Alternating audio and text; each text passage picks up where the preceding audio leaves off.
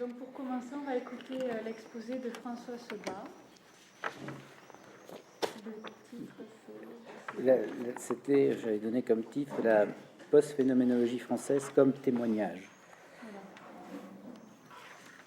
Donc, pour une vingtaine de minutes. Voilà, c'est ça. C'est l'idée.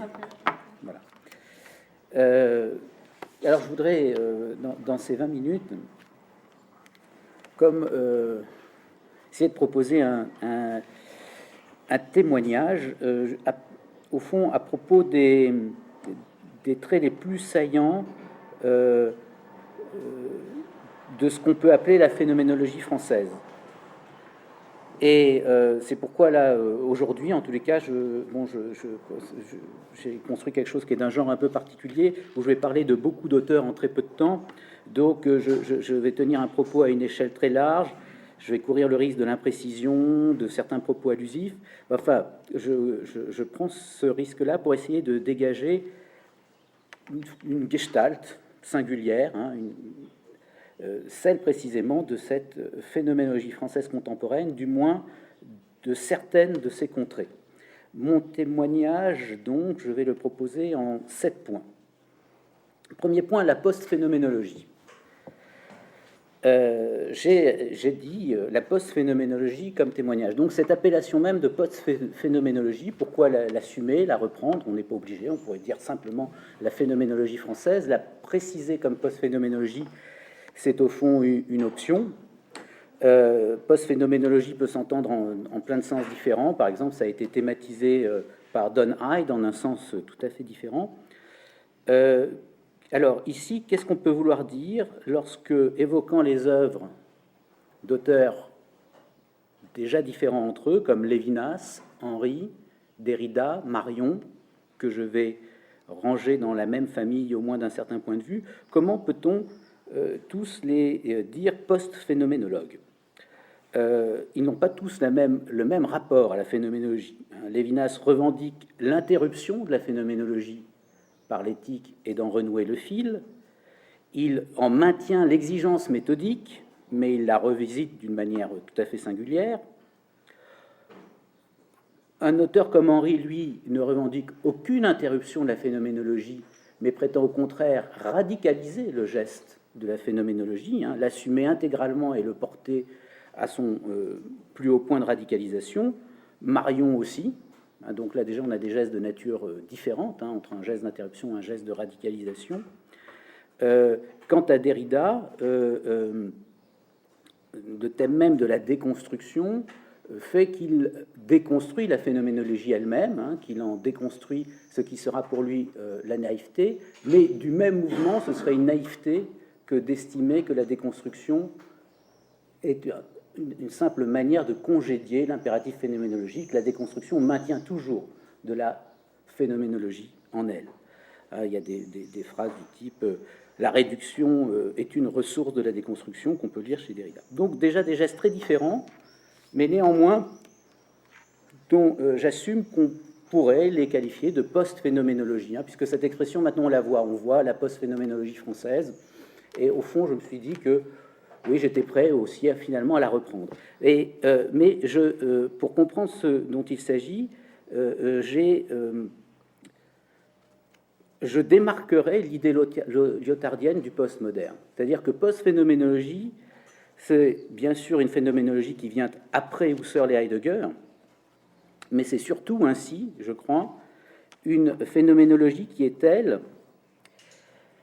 qu'elle consiste à ne plus pouvoir maintenir l'impératif phénoménologique sans reste, à ne plus pouvoir y croire ou à y adhérer intégralement, et à ne pas pouvoir cependant l'abandonner sans reste.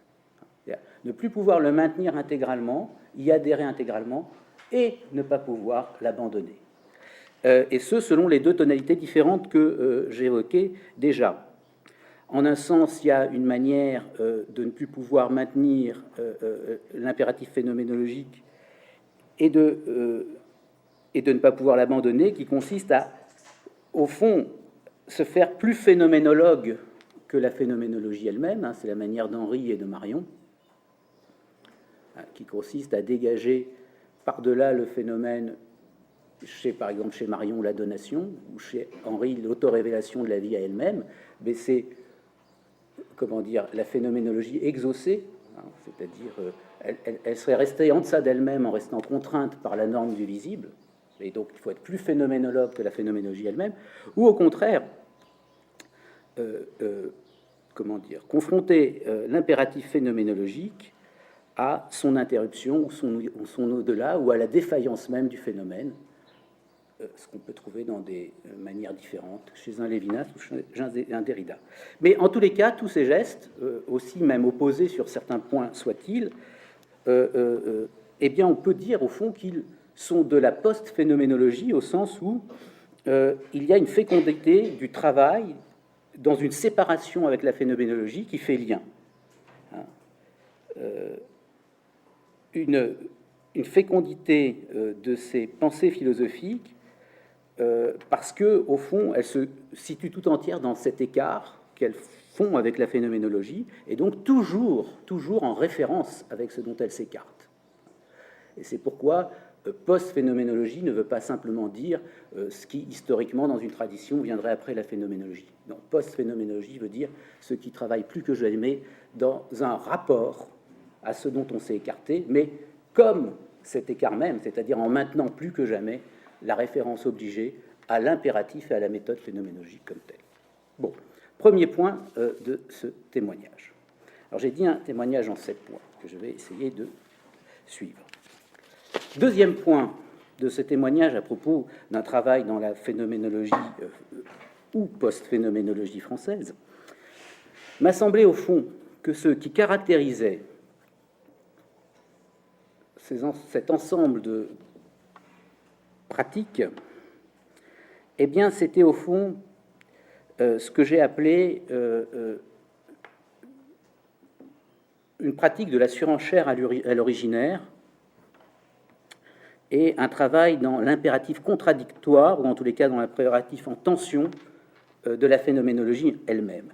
Parce qu'au fond, il me semble, hein, et c'est un petit peu une des limites principales du propos que je tiens ici, c'est je ne peux le présenter que comme une hypothèse de travail à confirmer, que l'exigence phénoménologique est comme habitée par un impératif contradictoire.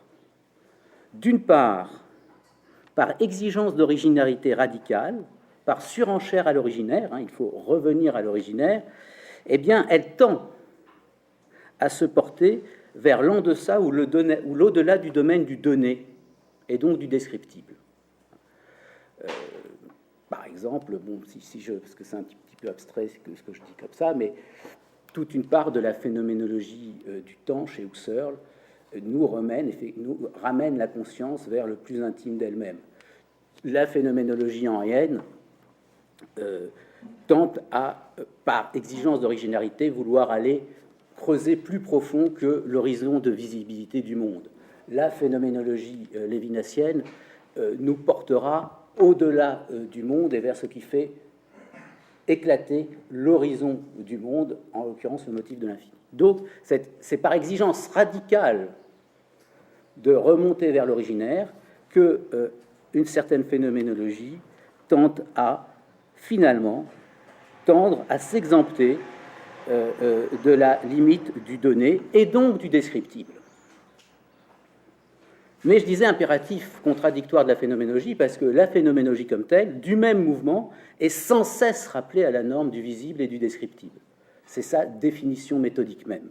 D'où une tension, deux exigences porteuses dans leur tension même, chacune de leur péri propre. Pour la première, hein, pour cette surenchère à l'originaire, tendre ou risquer de célébrer l'au-delà du donné au lieu de décrire, ou encore de se donner, de prétendre décrire des phénomènes au-delà des actes objectivement ou au-delà du droit commun de ce qui se donne, par exemple, dans la perception.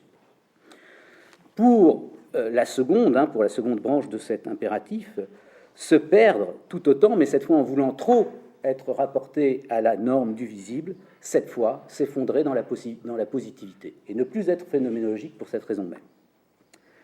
Alors, la famille de la post-phénoménologie française à laquelle je me suis plus particulièrement intéressé, elle, tend à explorer et à courir, je dirais, le premier type de risque ou de péril, hein, cette surenchère à l'originaire qui mène au-delà du visible. Troisième point dans ce témoignage à propos de la post-phénoménologie française contemporaine. Il m'est apparu qu'au moins à un certain niveau de description, on pouvait distinguer deux grandes familles de phénoménologues.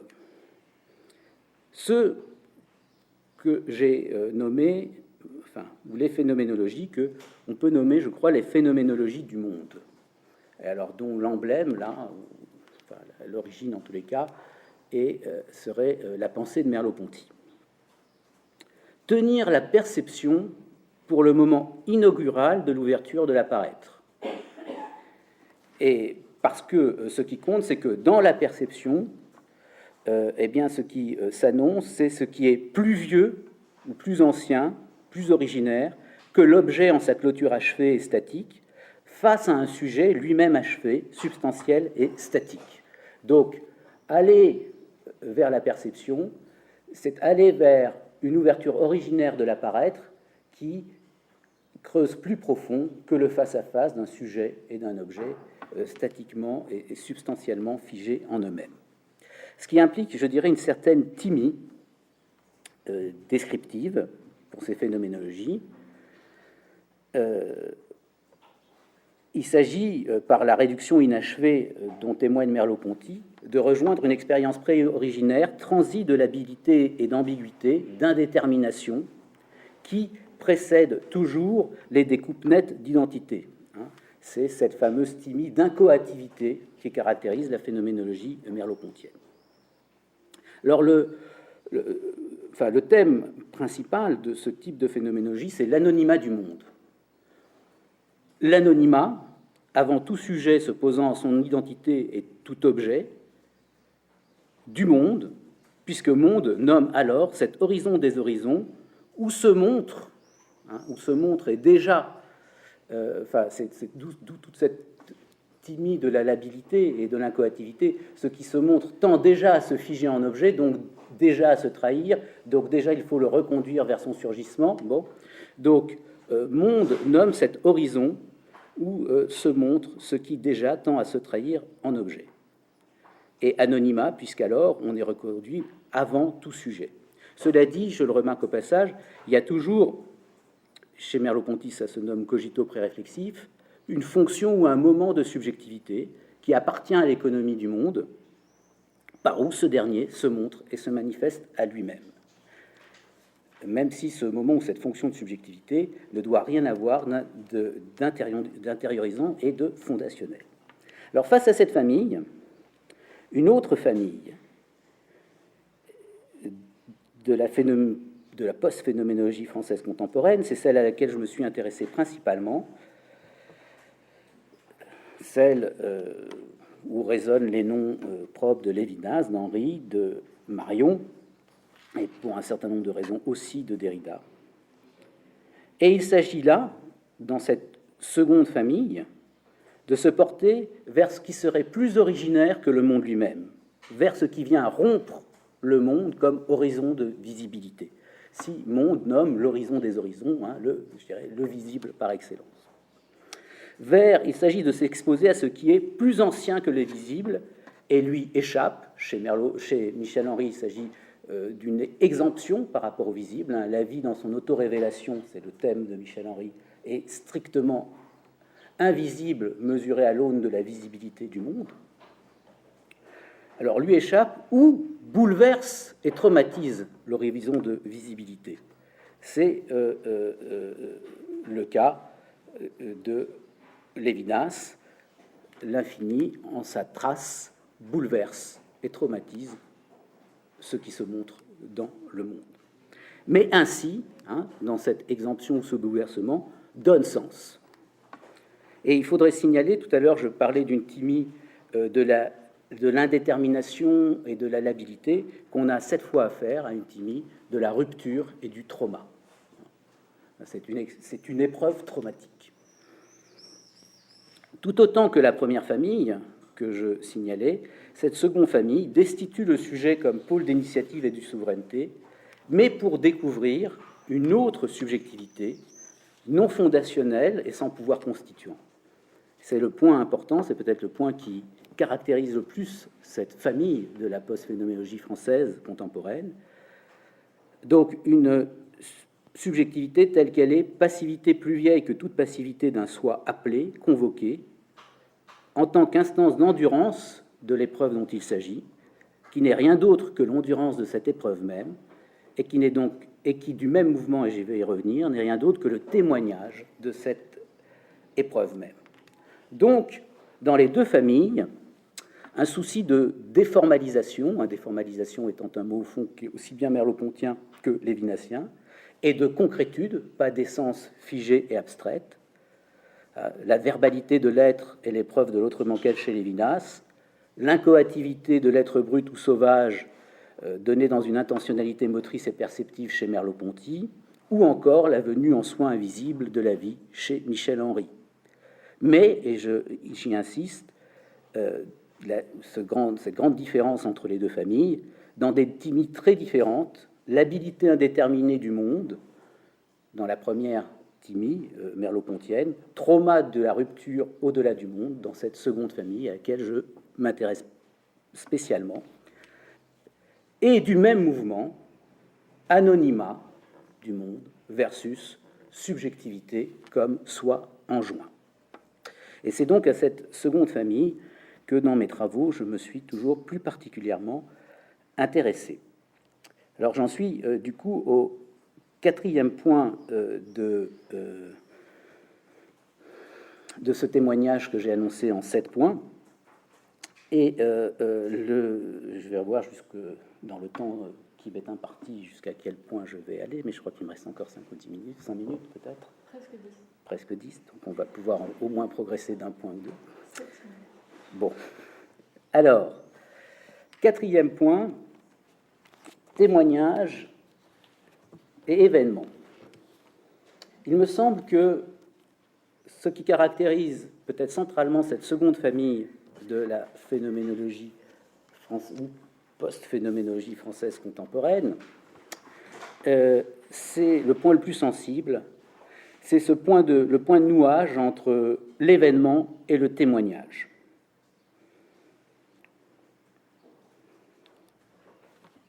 Première thèse, entre guillemets.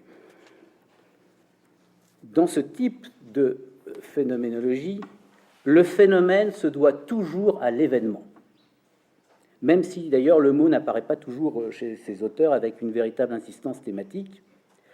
Le phénomène ne prend sens que sur fond d'événements, selon des scénarios qui peuvent être évidemment, je l'ai dit, je parle à un tel niveau de généralité que, bon, évidemment, si on regarde dans le détail, ce sont des scénarios très différents les uns des autres, mais je crois qu'à un degré tolérable de généralité, cette thèse est valide. Donc le phénomène ne prend sens que sur fond d'événements, selon des scénarios descriptifs très différents, Blanchot, Lévinas, Derrida, mais aussi Henry ou Marion. Et ce qui caractérise donc l'événement, c'est qu'il est l'épreuve d'une rupture, il est l'épreuve du discontinu, l'épreuve d'un trauma. Deuxième thèse. Dès lors, si tout phénomène ne prend sens que sur fond d'événements, c'est-à-dire qu'il n'y a pas certains phénomènes qui sont des événements, bien sûr, mais toute phénoménalité, même la phénoménalité la plus ordinaire, ne prend sens que sur fond du trauma d'un événement. Ça veut dire que même que quand vous êtes en registre de vie ordinaire, tout cela n'a de sens que parce qu'il y a l'épreuve de l'infini chez Lévinas. Tout cela n'a de sens que parce qu'il y a l'épreuve de l'autorévélation de la vie chez Michel Henry. Tout cela n'a de sens chez Jean-Luc Marion. Les phénomènes de droit commun, les phénomènes de la vie ordinaire, par exemple dans la perception, n'ont de sens que depuis l'excès de donation chez lui, dont ils sont le résidu. Donc, l'idée, c'est pas simplement que certains phénomènes font événement, c'est que toute phénoménalité, même la plus ordinaire, ne prend sens que sur fond d'une événementialité radicale qui est de l'ordre de la rupture ou du discontinu. Donc, deuxième thèse, dès lors, face à l'événement, le geste phénoménologique ne peut plus être geste de réduction comme ouverture du champ de la restitution de la constitution intentionnelle. Ainsi, on a appris dans Husserl qu'il fallait, par la description phénoménologique, restituer l'enchaînement des actes de constitution du sens de ce qui apparaît face à l'événement. Ce geste-là n'est pas le geste, n'est plus le geste qui peut convenir. Alors il y aurait sans doute, puisqu'on est très précisément confronté à l'inconstituable. L'inconstituable est alors ce qui déborde et même rompt tout tissage intentionnel. Alors, dans cette famille, je voudrais là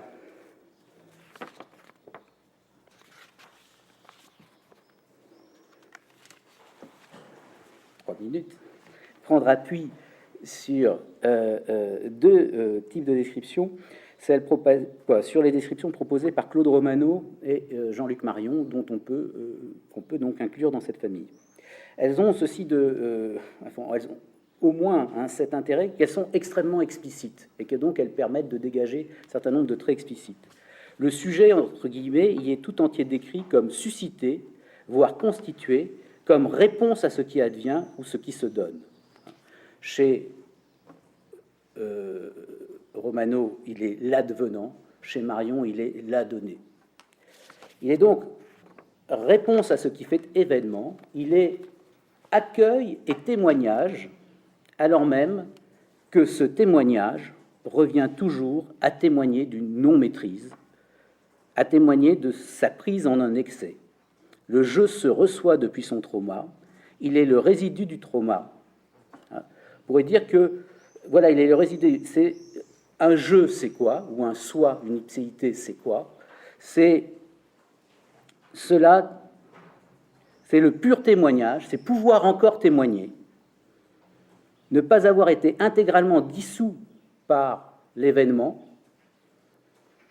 mais au contraire suscité ou donné à soi par lui. Un soi qui se reçoit du trauma ou de la rupture. Là aussi, je suis à un très haut degré de généralité, mais je pense que on peut redécrire Lévinas, la description de fond de Lévinas comme ceci, qu'il est aussi correct de redécrire ce qui se produit dans la phénoménologie henrienne comme ceci, la manière dont le soi est donné à lui-même dans l'auto-révélation de la vie et comme n'étant rien d'autre que le témoin de cette auto-révélation. L'événement, c'est ce qui coupe, ce qui fait rupture, fondamentalement, et le témoignage ou l'attestation, c'est se porter garant pour cette épreuve qui n'est pas contrôlée, se porter garant pour une épreuve inassimilable qui est pur répondre présent à l'interpellation. Alors, puisque je crois que je suis venu à peu près à la fin de mon temps de parole, c'est ça existe, donc je vais résumer l'intention de la fin de ce témoignage. On arrive donc au cinquième point de ce témoignage en 7 points. Mais la fin de l'intention, ça aurait été de dire au fond, quelles que soient les grandes différences évidemment qui existent entre ces différentes phénoménologies et leurs différentes intentions descriptives, elles se caractérisent par cette exigence de rompre plus loin que le visible, par cela que cela produit non pas une phénoménologie de l'anonymat du monde, mais du soi enjoint ou interpellé ou appelé, que cela implique que ce qui est en jeu alors, c'est le témoignage pour un événement qui, comme tel, est rupture et trauma. Et que, précisément, c'est ce surdenir point que je voudrais insister et conclure aujourd'hui, au fond, je me suis dit beaucoup, mais si l'événement est l'inconstituable, même, Si, dès lors, la manière pour le sujet d'être en rapport avec lui ne peut pas être de constitution, ça veut dire ne peut pas être pour le sujet phénoménologisant de restitution de cette constitution, ça veut dire ne peut pas être, en tous les cas, simplement de description du tissage intentionnel. Qu'est-ce qui reste? Quel est le résidu? Qu'est-ce que c'est que ce sujet? Que ce sujet qui est pourtant archi-originaire puisqu'il commence toujours par lui-même. Il commence toujours en retard sur l'événement, mais dans la coïncidence avec lui-même. Je commence toujours par moi-même. Ça veut dire, par exemple, chez Michel Henry, je suis né. Eh bien, qu'est-il ce sujet? Il n'est rien d'autre que le pur témoignage pour l'événement. Et c'est quoi le témoignage? Eh bien, c'est précisément c'est ce qui reste quand il n'y a plus de constitution, quand il n'y a plus de maîtrise descriptive. Il y a un nouage ici, à trois termes, je dirais, ce soi ipséisé, l'événement, et le témoignage, pour autant que le soi n'est rien d'autre, se tient tout entier comme témoigné pour l'événement dont il s'agit. Et cela ne peut plus se résoudre dans les scénarios que nous connaissons d'abord dans la phénoménologie, ceux de la constitution et de la description. Et bon, j'aurais eu d'autres choses à raconter, mais je m'arrête là, pour être à peu près dans les temps. Et je vous remercie.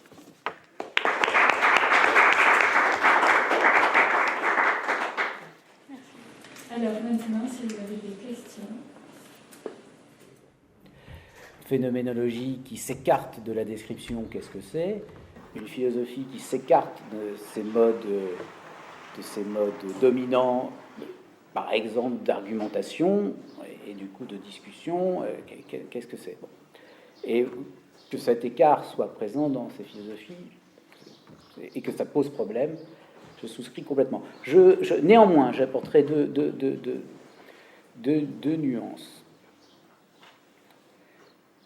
C'est que le témoignage ne s'exempte jamais de la description. Premier point. D'abord, il y a des descriptions chez Henry. D'ailleurs, méthodologiquement, chez lui, ça se comprend. Ce qu'on peut lui... Puisque, par exemple, vous avez des descriptions extrêmement tenues et extrêmement précises de la venue de la vie en elle-même, de la venue d'un soi ipséisé dans la vie, du nouage de comment un soi ipséisé peut venir dans la vie absolue, et de cela, vous avez des descriptions extrêmement précises, et vous avez aussi des motifs argumentatifs. Vous pouvez avoir, pour quelle et quelle raison, ceci, cela, cela.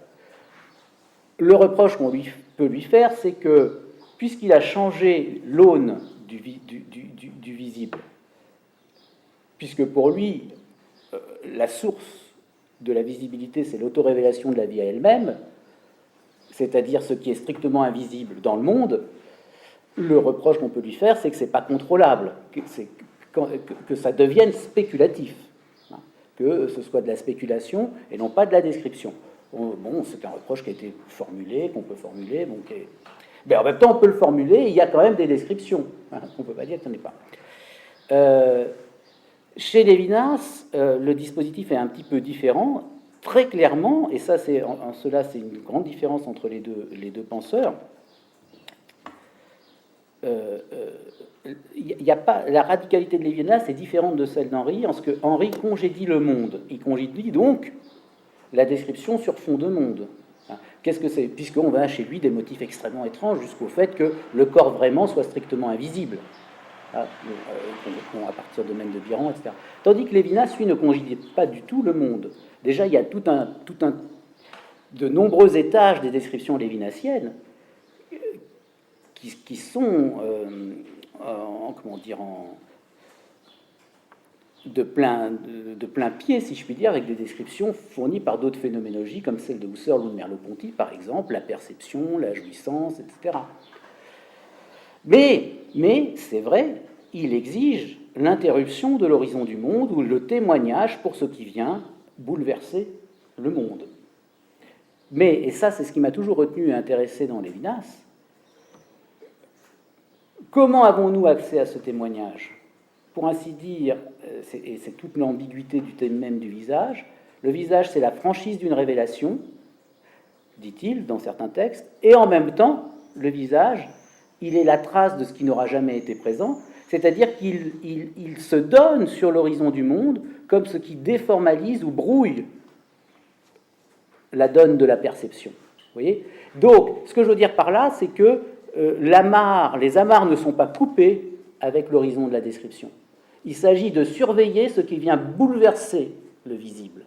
Mais nous sommes, nous, sur ce bord-ci du visible. Et c'est pourquoi j'aime autant parler d'une phénoménologie à la limite, mais encore sur le bord de la phénoménologie, mais encore dans la phénoménologie, pour surveiller ce qui s'excède, sur ce qui s'enlève sur l'ordre du phénomène, mais depuis ce bord qui est le bord du phénomène. Vous voyez ? Donc, alors, et en fait, ce qui est vraiment au fond de votre question, c'est qu'en est-il de cette attestation, de ce témoignage, dont c'est vrai, au fond, il n'y a rien à dire, puisqu'il est tout entier, nul ne témoigne pour le témoin, disait Celan dans un contexte absolument différent, mais il dit quelque chose du témoignage. Le témoignage est tout entier auprès de lui-même. Il ne peut se garantir, et rien d'autre que lui-même, il ne peut aller chercher une correspondance ou une preuve nulle part ailleurs en dehors que lui-même, il ne peut pas se discuter dans l'horizon de la discussion rationnelle en tant que témoignage. Donc, il y a une pure attestation. Alors, qu'est-ce qu'on en fait ? Eh bien, je pense qu'une philosophie, en tous les cas, si on est dans ce type-là de philosophie, qui ne passe pas, qui fait l'économie de ça, n'a plus de sens, perd son sens. Hein, ça devient des descriptions objectives, non habitées. Mais vous avez raison, que serait une philosophie qui se résumerait à cette pure performance d'attestation ? À la limite, elle ne s'articulerait même pas. Elle n'aurait même pas à s'articuler. Eh bien, comme je le disais tout à l'heure, il faut être sur le bord tendu, hein, le bord de la suture entre les deux plans. Et je pense que Lévinas l'est. Et que son style, d'ailleurs, témoigne du bouleversement du Legain par cette attestation. Mais c'est à même le discours organisé rationnellement que ce témoignage se montre. Il s'atteste comme la blessure infligée à ce discours. Donc, on est toujours dans le discours. Et donc voilà. Et ça, du coup, je dirais que cela, d'ailleurs, ça nous dit quelque chose dès l'origine de la phénoménologie, parce que la phénoménologie la plus rationaliste, la plus partagée, ce que nous dit Husserl, c'est si je fais de la phénoménologie, c'est que ça n'a de sens que si vous revivez en première personne chacun des actes de conscience dont le texte est l'incitation à les performer. Donc il y a toujours eu cette dimension-là. Justement, c'est pourquoi c'est pas directement des résultats scientifiques. Vous ne connaissez, comme vous le savez, on ne sait rien d'un contenu phénoménologique si on n'a pas intégralement reproduit en première personne, de telle manière que personne ne puisse le faire à votre place, les preuves qu'il enjoint d'éprouver. Et ça, c'est déjà comme ça dans Husserl, en fait, aussi. Donc voilà quelle serait ma réponse. Alors, on a le temps pour une dernière question, Norman. Oui, je voulais vous interroger sur le fait que, merci d'abord de votre exposé, je suis absolument passionnant. Il m'a semblé que vous étiez, par rapport à Derrida, un petit peu plus mal à l'aise que par rapport aux autres pour le faire correspondre à cet espace que vous avez créé. Je me demandais, j'ai des choses en tête, je pense que je peux vous entendre là-dessus, je pense qu'il y a différents éléments de réponse. Enfin, le fait que vous avez essentiellement parlé de sa référence phénoménologique, mais je pense que chez lui, il n'y a pas de références qui ont un état, un état prépondérant. C'est-à-dire que je ne pense pas que la phénoménologie soit plus importante pour lui que la philosophie des speech acts ou la pensée de bataille. Enfin, c'est-à-dire qu'il n'y a pas de référence exceptionnelle à cette théorie-là, et aussi peut-être le fait que c'est le seul qui part plus une référence pour rebondir à ce que disait M. Salansky, plus une référence à l'Heidegger 2 beaucoup plus prégnante qu'à Zeit, ce qui n'est le cas, je crois, dans aucun des autres auteurs que vous avez installés dans la deuxième volume. Voilà, l'image de la Freud, pardon. Oui, non, mais je suis tout à fait. Je trouve que votre diagnostic est tout à fait justifié. Je pense, moi, je suis toujours enclin à non pas inclure Derrida dans cette famille, parce que vous avez raison, le problème ou l'intérêt, enfin, de la pensée de Derrida, c'est quoi? On ne peut pas l'inclure. Hein. Elle est faite de telle manière que ça sonne toujours un peu faux si on prétend la situer quelque part. Et vous avez raison aussi, d'ailleurs, on pourrait dire même presque objectivement, sans doute, chez lui, la référence à la phénoménologie, moi, je pense qu'elle est essentielle et décisive, mais pas plus que plein d'autres, alors que les autres auteurs se laissent très clairement et presque docilement enveloppé dans une référence centrale à la phénoménologie. Donc je suis assez d'accord avec vous. En même temps, je pense que ce qui se passe entre lui et la phénoménologie est essentiel pour son œuvre, et inversement est assez essentiel aussi pour la phénoménologie elle-même. Et c'est pourquoi j'ai une tendance à le convier à ce rassemblement familial, même si c'est toujours, s'il est un petit, mais bon, la pensée derridienne est toujours un peu déplacée où qu'on veuille la situer. Donc, je suis tout à fait d'accord avec vous. Mais je pense, et ça, c'est un sujet d'ailleurs de discussion, ça va pas de soi, que les ponts ne sont jamais coupés entre la déconstruction et la réduction, et que ce serait toujours un faux. Enfin, une manière trop brutale et de voir les choses que de penser que la déconstruction, c'est le contradictoire de la réduction, hein, surtout de la réduction husserlienne, que les liens sont beaucoup plus compliqués, et voilà. Et c'est la raison pour laquelle je l'inclus plutôt dans cette famille-là, mais je souscris intégralement à votre diagnostic.